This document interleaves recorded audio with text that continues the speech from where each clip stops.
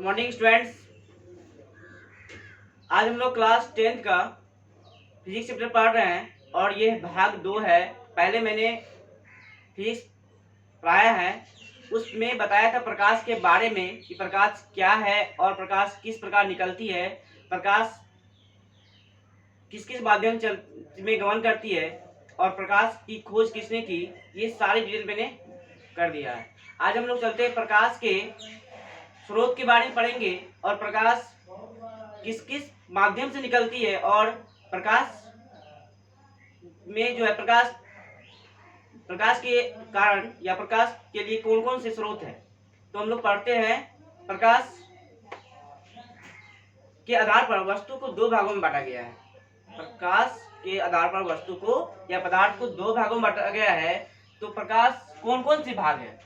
तो प्रकाश जो है, प्रकाश के आधार पर वस्तु दो प्रकार के होते हैं। पहला है आगविदित पदार्थ, पहला है आगविदित पदार्थ और दूसरा है अद्वितीय पदार्थ। प्रकाश के आधार पर पदार्थ को दो भागों में बांटा गया है। पहला भाग है आगविदित पदार्थ और दूसरा है अद्वितीय पदार्थ। हम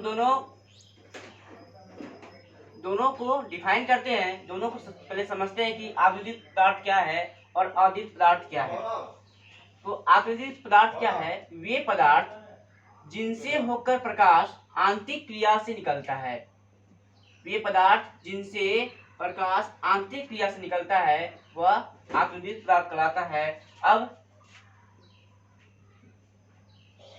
आंतरिक क्रिया या इसको हम स्वयं कह सकते हैं, यानी वैसा पदार्थ जिससे प्रकाश स्वयं निकलता है, स्वयं निकल जाता है, वह कहलाता है आदि पदार्थ।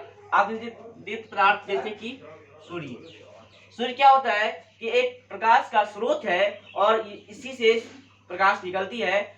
और कई स्रोत होते हैं, तो ये स्रोत होता है जैसे कि ग्रह के भी अपने प्रकाश होते हैं, तो इसको हम कह सकते हैं क्या? आगविदित पदार्थ। तो आगविदित पदार्थ का दो एग्जाम्पल लिए, एक सूर्य एक ग्रह, दोनों के पास क्या अपना प्रकाश है और ये दोनों प्रकाश उत्सर्जित करता है, इसीलिए कहलाएगा आगविदित पदार्थ। और अद्वितीय पदार्थ क्या है? वे पदार्थ जो स्वयं प्रकाश उत्सर्जित नहीं करता है। वे पदार्थ जो स्वयं प्रकाश उत्सर्जित नहीं करता है, प्रकाश जिसके पास अपना प्रकाश नहीं होता है, वह कहलाता है अद्वितीय पदार्थ। जैसे पुस्तक, दर्पण, लकड़ी या क्या कर सकते हैं चांद भी क्या है? तो चांद के पास अपना प्रकाश नहीं है, वह सूर्य के प्रकाश से चमकता है, सूर्य के प्रकाश से चमकता है, इसी कारण वह आगविदित पदार्थ नहीं कहलाएगा, अद्वितीय पदार्थ है। और हम लोग अद्वितीय पदार्थ के बारे में जान रहे हैं, तो ये जान लेते हैं कि अद्वितीय पदार्थ जो है वह तीन प्रकार के होते हैं। अद्वितीय पदार्थ तीन प्रकार के होते हैं। पहला है पारदर्शी पदार्थ, दूसरा है अपारदर्शी पदार्थ और तीसरा है पारभासी पदार्थ। पारदर्शी, अपारदर्शी और पारभासी, ये तीन तरह के अद्वितीय पदार्थ होते हैं। और जानते हैं पारदर्शी पदार्थ क्या है?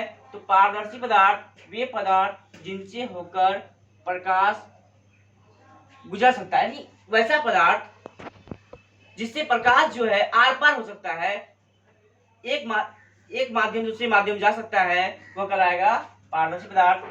जैसे कांच की सिल्ली की बात करें, कांच की सिल्ली में क्या होता है? दोनों तरफ प्लेन होता है और जब प्रकाश गुजरेगी तो प्रकाश आर पार हो सकता है। तो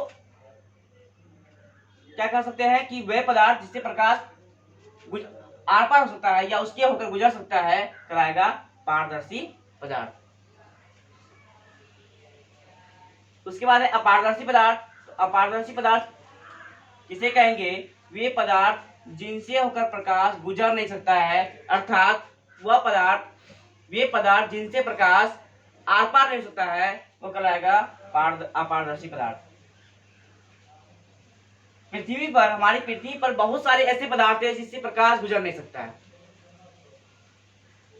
चाहे वह सजीव हो चाहे वह निर्जीव हो। जैसे कि लकड़ी की बात करें तो लकड़ी में अगर प्रकाश दिया जाए तो ये आर पार नहीं हो सकता है, रोक लेगा, एक तरफ ही रोक लेगा, उसके आर पार नहीं जा सकता है। ईंट की बात करें, ईंट भी क्या है? एक अपारदर्शी पदार्थ है, इससे प्रकाश आर पार नहीं हो सकता है।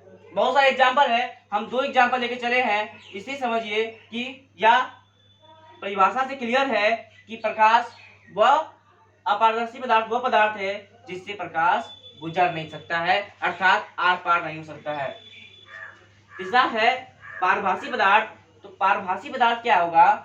तो वे पदार्थ है जिनसे होकर प्रकाश आंशिक रूप से या थोड़ा थोड़ा कर सकते हैं, आंशिक को हम थोड़ा थोड़ा कर सकते हैं। तो ये वैसा पदार्थ जिनसे प्रकाश जो है थोड़ा थोड़ा गुजर सकता है कहलाएगा पारभासी पदार्थ। जैसे कि तेल से भिगा हुआ कागज। अगर कागज को तेल से भिगा हुआ हो और उसे प्रकाश की ओर ले जाएंगे तो प्रकाश थोड़ा थोड़ा दिखाई देगा कि आर पार हो रही है, तो इसलिए इसे हम कहेंगे पारभासी पदार्थ। तो 3 होते हैं अद्वितीय पदार्थ। कितने होते हैं? 3। तीनों के बारे में जाने, पारदर्शी, अपारदर्शी और पारभासी। अब जानते हैं प्रकाश जो है कि चाल, यानी कोई भी वस्तु जब चलती है तो उसकी चाल होती है। कोई जो है चाल क्या होता है? प्रति सेकेंड में या प्रति सेकेंड में चली गई दूरी को हम चाल कहेंगे। प्रति सेकेंड में चली गई दूरी को चाल कहेंगे। तो प्रकाश की चाल क्या है? यही कह रहा है कि प्रति सेकेंड में प्रकाश जितनी दूरी चलता है, यानी कि प्रकाश मान लेते हैं कि सूर्य से प्रकाश आ रही है तो वहां से पृथ्वी तक आने में लगभग में 8 मिनट 20 सेकेंड का वक्त लगता है। तो यह उसकी चाल होगी, यानी कि 8 मिनट 20 सेकेंड इसका समय हो गया और इसकी चाल होती है 3 × 10⁸ मीटर पर सेकेंड या 3 लाख मीटर पर सेकेंड कर सकते हैं। एक सेकेंड में इसकी चाल होती है 3 लाख मीटर सेकेंड। एक सेकेंड में वो 3 लाख किलोमीटर चल देता है। प्रकाश की अधिकतम चाल जो वह निर्वात में होती है। निर्वात वह जगह है जहाँ पे हवा की मात्रा कम होती है। तो सबसे अधिक चलेगी कहाँ?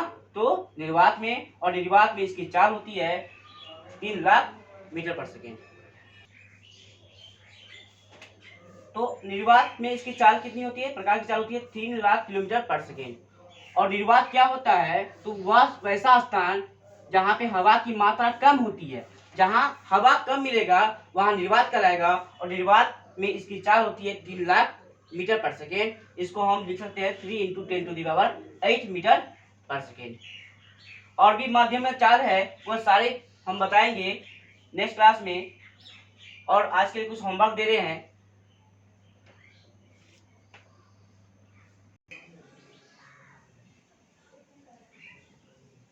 चलिए हम होमवर्क की ओर आ रहे हैं। होमवर्क में सबसे पहला क्वेश्चन है अद्वितीय पदार्थ क्या है, उदाहरण सहित बताना है। अद्वितीय पदार्थ का एग्जाम्पल को भी बताना है।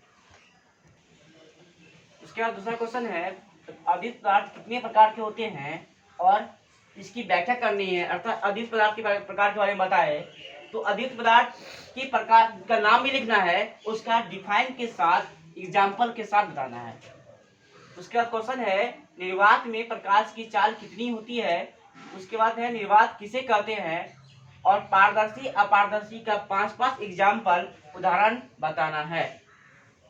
तो आज के लिए इतना ही, धन्यवाद।